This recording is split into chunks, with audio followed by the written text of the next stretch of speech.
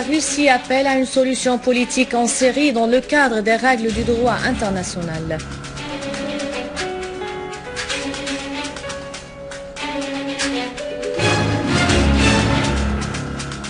L'armée arabe syrienne rétablit la stabilité dans plusieurs régions et poursuit la traque des terroristes là où ils se trouvent.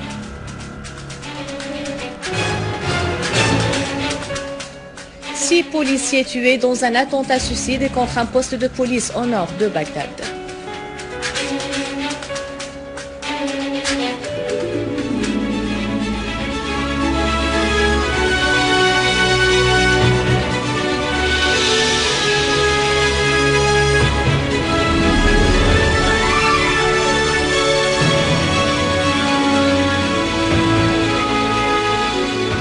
Bonsoir, le ministère russe des Affaires étrangères a annoncé que le ministre russe des Affaires étrangères Sergei Lavrov poursuivra au cours de sa rencontre avec son homologue américain John Kerry et l'émissaire de l'ONU pour la Syrie Lakhdar Brahimi en marge des réunions de l'Assemblée générale des Nations unies à New York.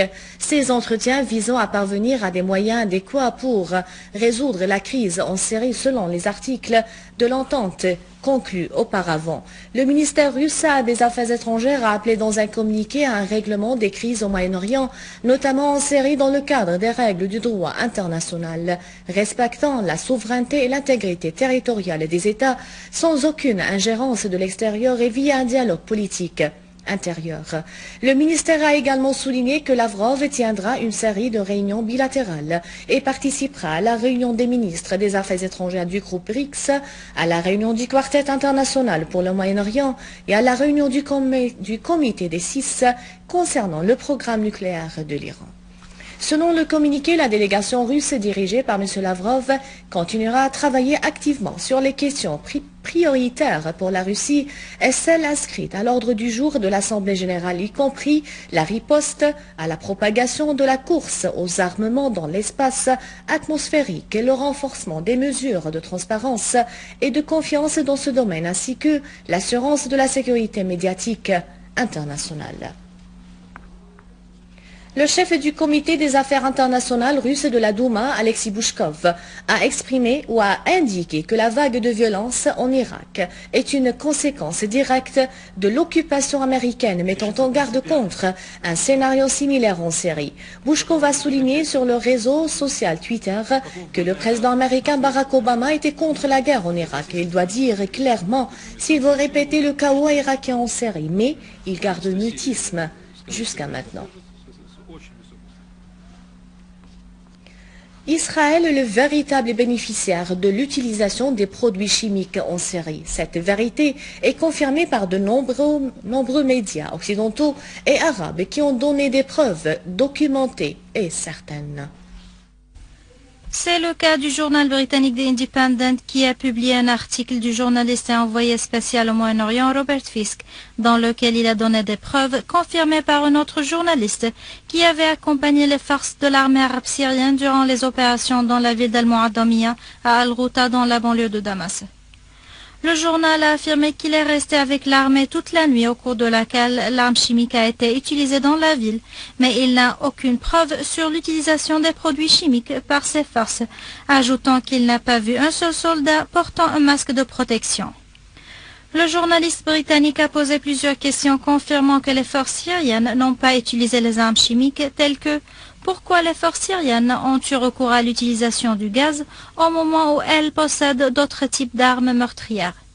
Et si le gouvernement syrien veut utiliser le gaz, pourquoi il l'utilise à Damas et non pas dans les régions du nord d'Alep où il n'y a pas de responsables gouvernementaux?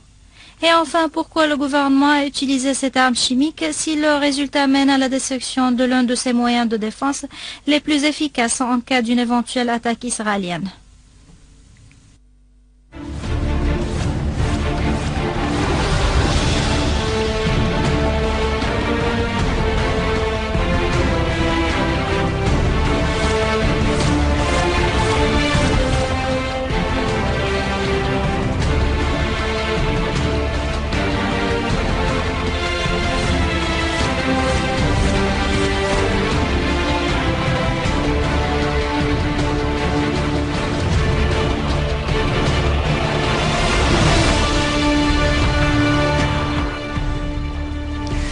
À Alep, une unité de l'armée arabe syrienne a liquidé plusieurs terroristes dans la localité de Qobtan el-Jabal au nord du camp Al-Nayrab et à l'est de Der Hafer et a détruit des armes et des munitions qui se trouvaient dans 4 véhicules sur la route de Al-Bab, Der Hafer ainsi que 2 véhicules à l'entrée nord de la localité de Tadef. Une autre unité de l'armée a détruit 3 lance-roquettes et un mortier appartenant à des terroristes dans les villages Al-Jadida et Rasm al-Aboud, faisant des tués et des blessés dans les rangs des terroristes. L'armée a également repoussé une tentative des terroristes d'attaquer les habitants du village Al-Adnani dans la banlieue est d'Alep et a éliminé un grand nombre de terroristes. Dans la banlieue sud-est d'Alep, une unité de l'armée a détruit des rassemblements des terroristes dans les villages Cheikh Saïd, Optin, Al-Wahida, Al-Udayhi, Haddadine, Al-Gharbiya, Rasm al-Bakro, Rasm Akrioch et Rasm al-Sheikh, alors qu'une autre unité a déjoué une tentative d'infiltration des terroristes dans la localité de Tellet Shreifi et dans l'usine du ciment à Ramoussa, à l'est d'Alep. Des accrochages ont par ailleurs opposé l'armée à des terroristes qui tentaient de s'infiltrer dans les régions sécurisées dans la vieille ville d'Alep. Plusieurs terroristes ont été abattus lors de ces accrochages. En Irak et dans le nord de Bagdad, 6 policiers irakiens ont été tués dans une attaque terroriste menée par 4 kamikazes contre un poste de police au nord de la capitale. Une source de la sécurité irakienne a expliqué que les 4 kamikazes ont attaqué un poste de police près de la ville de Baiji, au nord de Bagdad. Les terroristes ont ouvert le feu sur les gardes du poste. Un échange de tirs a causé la mort de l'un des agresseurs, alors que les 3 autres se sont fait exposer à l'arrivée des renforts militaires sur les lieux de l'attaque qui a entraîné la mort de 6 policiers. La même source a ajouté que les 4 kamikazes étaient vêtus d'uniformes des forces irakiennes d'intervention rapide, ce qui a facilité leur attaque. À Ankara, 2 roquettes ont ciblé des bâtiments de la direction générale de la police, causant des dégâts matériels. L'attaque a eu lieu dans le quartier de Dekman, où la police a érigé des barrages pour tenter d'attraper les assaillants. Le canal TV turc Hurriyet, la chaîne TV Hurriyet a rapporté que 2 roquettes ont frappé le quartier général de la police et un axe de services sociaux, alors que l'on a trouvé dans le jardin entourant les 2 immeubles d'une roquette qui n'a pas explosé. D'autre part, les forces de sécurité ont arrêté hier soir 11 manifestants dans le quartier, dans un quartier à Istanbul, après avoir réprimé une manifestation condamnant la politique du Premier ministre Recep Tayyip Erdogan et ses plans qui ont échoué dans la gestion du pays.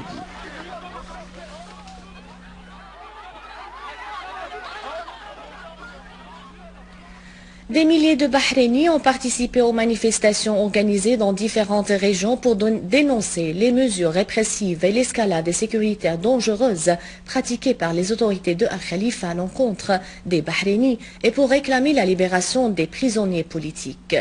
Les manifestants ont par ailleurs condamné la décision des autorités de Al-Khalifa de fermer le Conseil islamique et laïque, affirmant que l'escalade sécuritaire augmente la détermination du peuple à obtenir ses exigences pour la démocratie, la justice et la légalité. Une imposante population a participé au sit-in organisé à la place de la Liberté à l'ouest de la capitale Manama, au moment où des rassemblements populaires ont été organisés toute la nuit malgré l'interdiction imposée par les autorités de Al-Khalifa sur toutes les formes de protestation.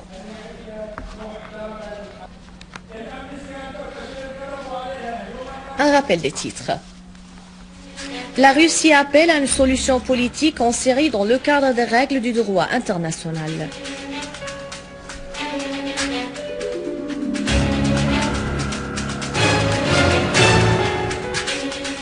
L'armée arabe syrienne rétablit la stabilité dans plusieurs régions et poursuit la traque des terroristes là où ils se trouvent.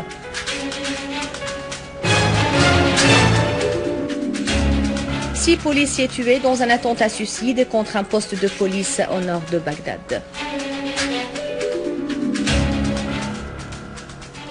À rappeler, veuillez visiter le site internet siciliaonline.sy pour revoir ce journal et davantage d'informations. Merci de votre fidélité. Bon après-midi.